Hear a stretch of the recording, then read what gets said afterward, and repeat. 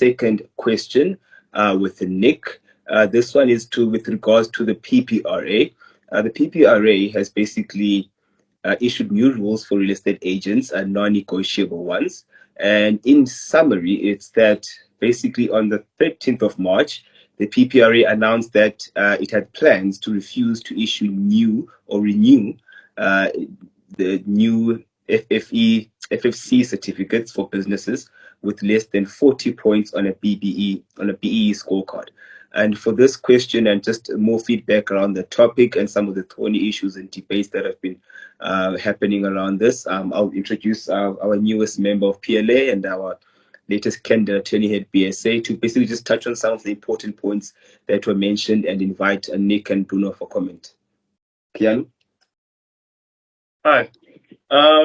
So regarding the new PPRA, and specifically in regards to the triple BEE certificates, the new PPRA specificates in section 48 that requires real estate agencies to meet a level 8 triple BEE in order to act in the capacity of a property practitioner and have a valid FFC.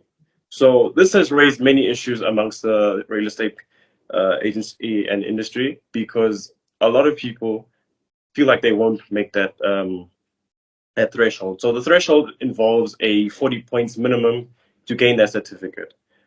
This, however, only applies to people over 2.5 million turnover. If they are above that, then they have to comply with the level 8.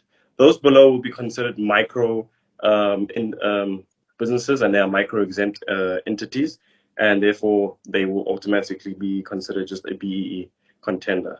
So this brings many issues to real estate agencies that tend to be, let's say, one-man squads that don't necessarily qualify to make the BEE qualifications of 40 points, but may have a turnover of 2.5 million.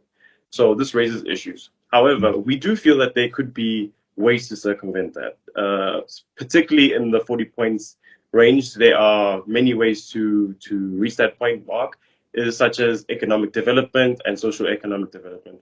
So in further discussion, there are multiple ways. I'd like to ask maybe Nicholas or Bruno if they could elaborate those two.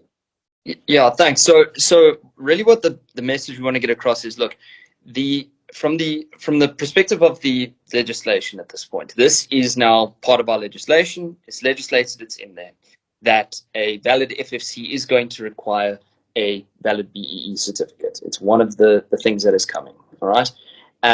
So we do need to grasp with this at this point, okay?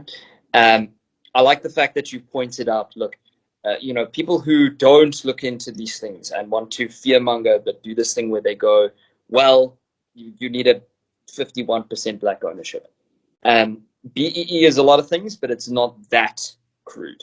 Okay, there are a lot of different ways to get BEE points. Okay, and there are a lot of different methods. It's not necessarily ownership. There are categories, and each of those has points that goes towards an overall score.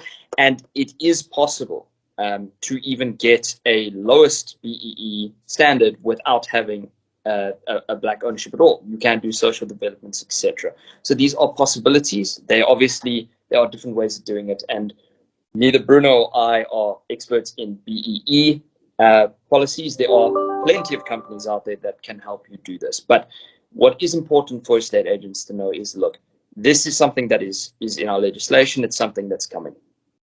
There are serious question marks about how it's going to be applied. So, we've pointed out that obviously there are small one-man bands, and if you work in the property industry, you know that these are the majority of the property practitioners that are out there. Yes, we got our big guys and they've got national footprints, but the majority of our property practitioners in this country are smaller guys just running their little business, trying to carve out a life for themselves.